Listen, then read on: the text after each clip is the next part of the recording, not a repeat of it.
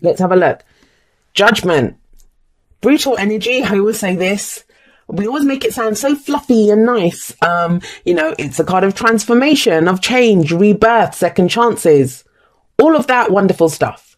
But this is the card that's ruled by the energy of Pluto. And Pluto's not nice and fluffy at all. There are different kind of aspects to this card. The first is that it is number 20. If you have a look, it's number 20. I don't know if you can even see that. Number 20. And that means it's the card before last in the major arcana. The card that comes after this is the World. So that's a successful completion, right? But this is the card before that. What does it mean by that? Well, it means that, before we can successfully complete that cycle, we have to look back. We look back and we kind of do a kind of review where we look back and think, well, okay, I did this, I did that. Judgment does talk about forgiveness, and people don't like that. It's the F word. I literally just talked about that with Aries as well. They didn't get judgment though. But forgiveness is not about condoning what someone else did. Forgiveness is about releasing yourself from a burden, releasing yourself from that anger, from that pain. The example I always give is I could hurt you. I could hurt you in a really awful way, but then I've kind of trotted off into the sunset. I've gone, right? But you relive that every day. So even if I'm not around, I'm no longer have any kind of energetic, I'm not putting anything on you. I'm not in your space or anything, but I'm hurting you every day by you holding on to that pain or whatever I did. Now, forgiveness takes time. I know it's not that easy. It's not like you can just click your fingers and move ahead.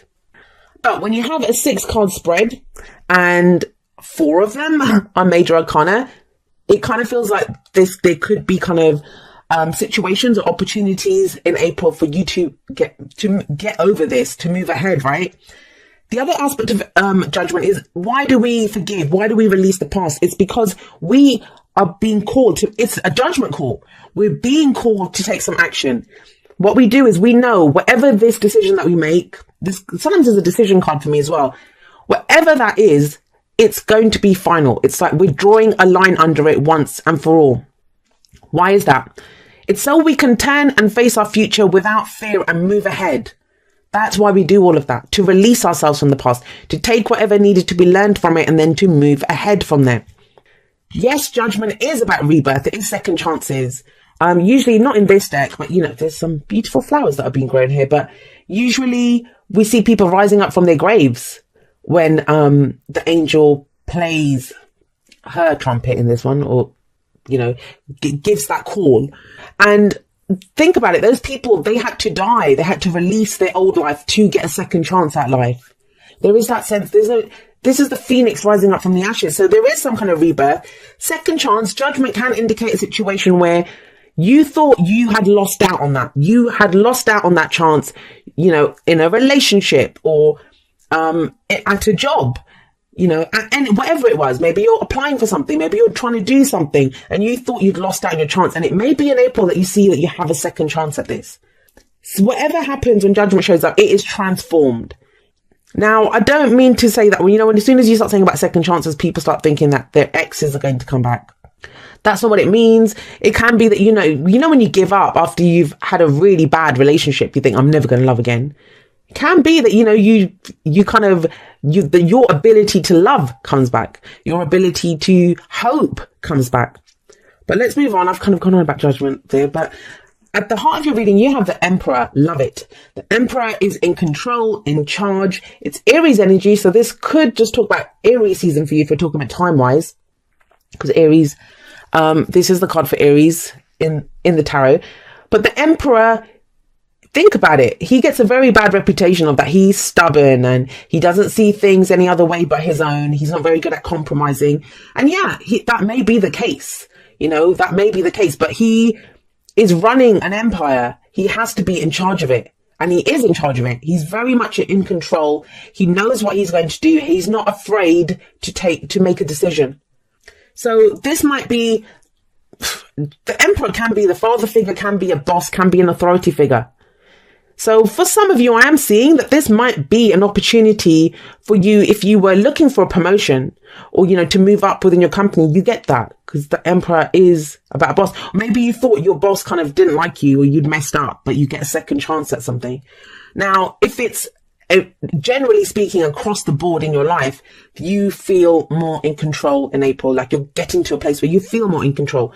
You can let go of this stuff that's happened in the past. You are being transformed into this. And you have an interesting energy coming up in the past. We have the Three of Cups. Now, we were talking here about second chances and about exes coming back and that kind of thing. For some of you, you already reunited with someone.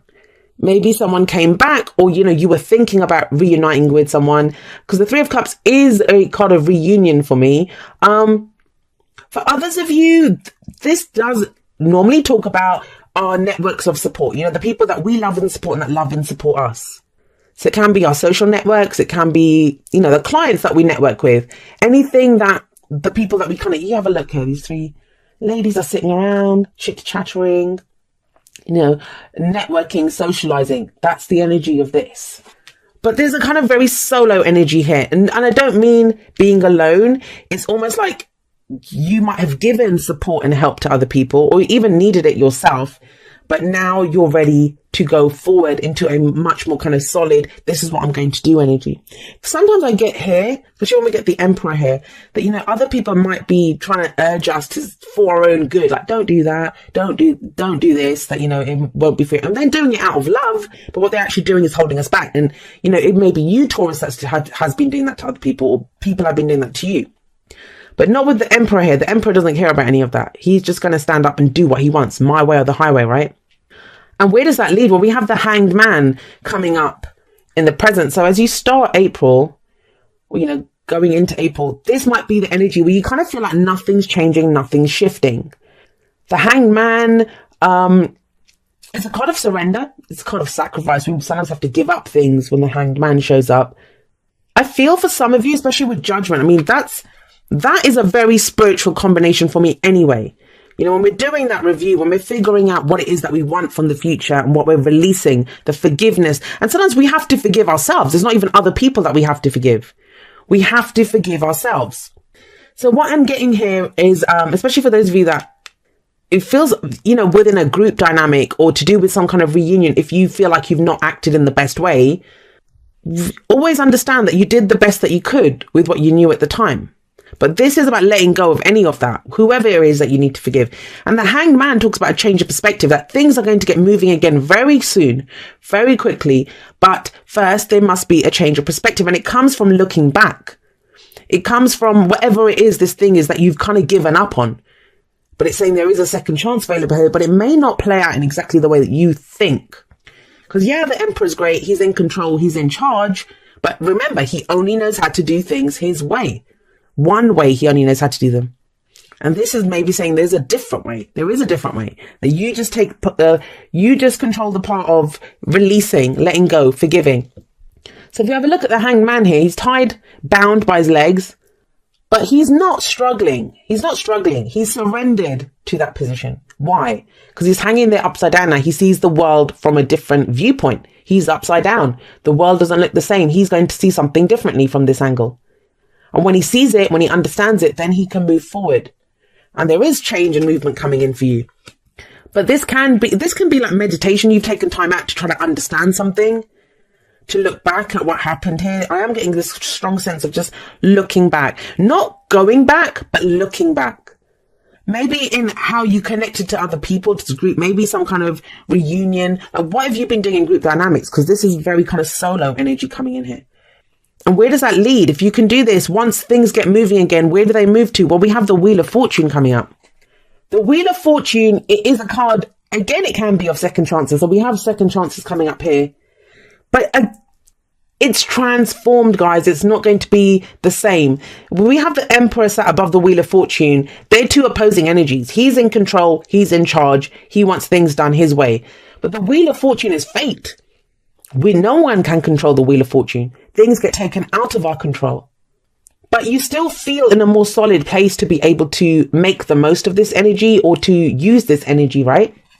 Now, the Wheel of Fortune, the other thing for it can be, yes, like a situation comes back round again, but we do things differently this time. Maybe now you're able to deal with something on your own, whereas in the past you needed support to be able to do this. In the past, you were working in a group, or, you wanted your friends and family members with you. Now you're ready to do it alone. But there is an opportunity that comes in with the Wheel of Fortune. So what's the advice here? The advice is the Queen of Wands. She, again, is kind of very solo energy. She's very confident. She's very, I always see her as, she doesn't care. She only knows what she wants and she's willing to go for it. She's spectacular looking usually. I always find her the most spectacular looking out of all the queens. Because she is confident. Some of you might be dealing with a fire sign. We have Aries here. This would be Aries, Leo, Sagittarius energy. But at the very least, it talks about making the use of any kind of downtime that you've had. You know, I kind of feel like you come into the month doing this. You're doing this kind of review of where am I going? What am I doing? Because destiny's about to come calling for you, Taurus. How are you going? What are you going to do with that? I feel like a lot of you, it's a delicate kind of balance between trying to control what happens or looking at what comes your way and taking control of those opportunities, but in a kind of balanced way, right? Whereas you feel like you're in control, you're confident, you know what you want out of the situation. That's the Queen of Wands too. Now, for some of you, the Queen of Wands may be the kind of destiny point that comes in. The Queen of Wands to me is also like the celebrities. So if any of you are in the limelight or, you know, you're trying to get recognition in whatever field you're in, it feels like you get it when the she comes up. And she's not in the group anymore. So, I mean, whatever, this Three of Cups is kind of throwing me a little bit because everything else feels kind of very solo energy. Very, I'm going to do this, I'm going to get that done. But here we have a group. The Three of Cups is a group. It's our family, it's our friends, it's whoever else that, you know, our networks that we're part of. Maybe you've broken away. Maybe you were working within a group and now you're going to step out into the limelight yourself. You're going to take charge. So the King of Cups, and it's interesting because you guys got Aries energy and Aries did get the King of Cups and the Hierophant as well in their reading. The King of Cups is very emotionally aware. Very emotionally aware. I always see him as the ideal lover. So for some of you, it may be that, you know, what you're going through here, especially if this is to the relationship, could be releasing the past. Maybe like you dated from someone your friends introduced you to, or, you know, you guys had the same kind of social group. That's why you're kind of going off on your own now because you don't want to be around that person. But the King of Cups to me is the ideal lover. So maybe you have an idea now of who this ideal lover is. This can also mean if this is your energy. I mean, you may be dealing with a water sign, which is Pisces, Cancer, Scorpio.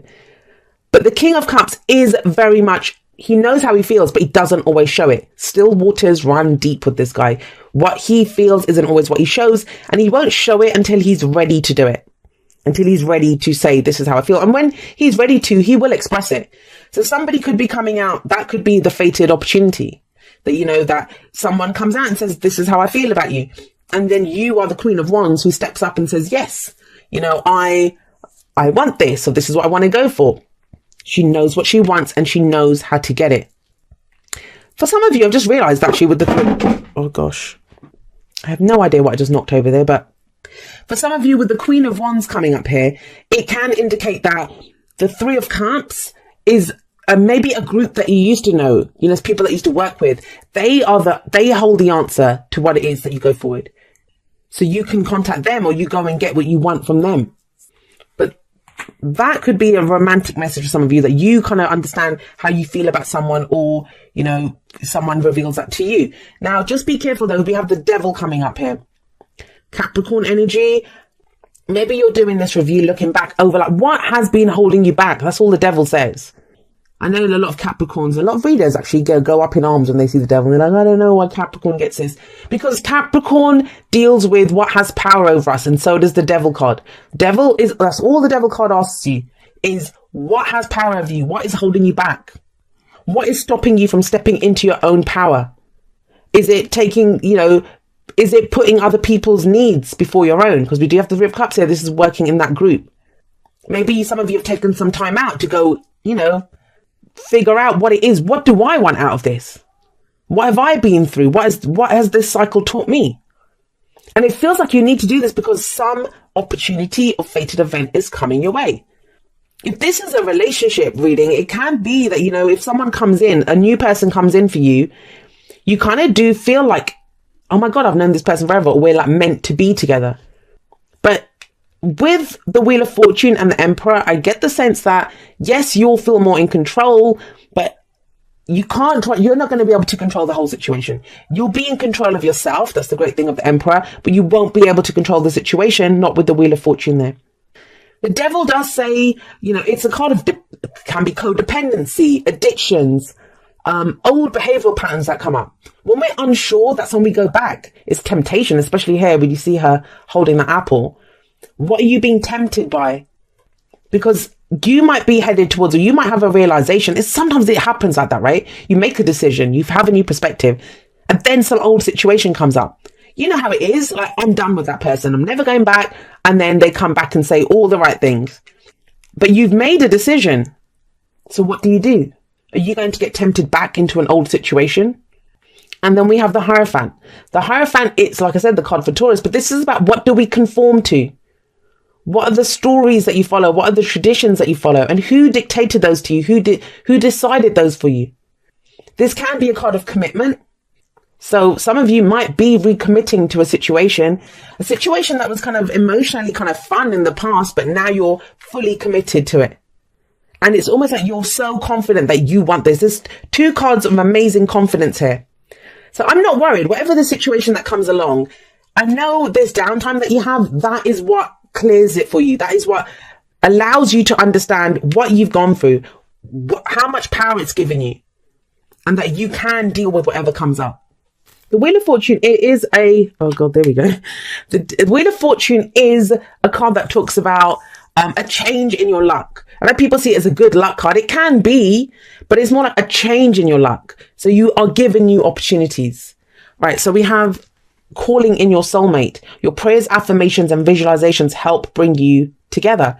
Is that what you've been doing? Is that what you've been looking back at? Because there is this kind of, but it's coming up as the foundation. So I don't know if this is a situation that kind of keeps coming back around again. But if you are trying to call in your soulmate, and by soulmate, I just mean, a life partner, someone that you want to be in a relationship with, because this is romance angels, then yeah, it looks like that's happening. But it happens through this contemplation, through this review, through releasing. Devil, what's holding you back? Releasing that, and then you can commit. Listen with your heart. You are listening to what is being said to you, but need to listen with a loving heart. That might be because you're dealing with a King of Cups type. They don't always, like I said, he doesn't always say what is going on with him. He won't always say it. And it may be like, especially the Emperor, if he only knows how to do things his own way, if he only has, and a lot of us do that. We have our own idea of what love is. We have our own idea of, well, when I love someone, I do this, this, this. And other people don't love the same way we love. Someone may be trying to tell us something or do something that we just don't understand. And we're trying to, we only know how to do things our own way, like the Emperor. So listen with your heart is what it says. How does it feel? He knows how he feels. So this is very much like the Hanged Man for me. When you're feeling overwhelmed, if you don't know what's going on, take a moment to center yourself. You can see this person kind of floating around, meditating. I kind of get the sense that there's more going on here. It may be a kind of quiet start. I mean, the fire and the fireworks don't start until the Queen of Wands comes in. But this kind of, you are being prepared for destiny. Destiny is coming and calling for you, Taurus. But it kind of feels like you guys are getting your house in order before this comes in. A change in perspective. I'd be very surprised if you guys are the same, like, come May, come your own season.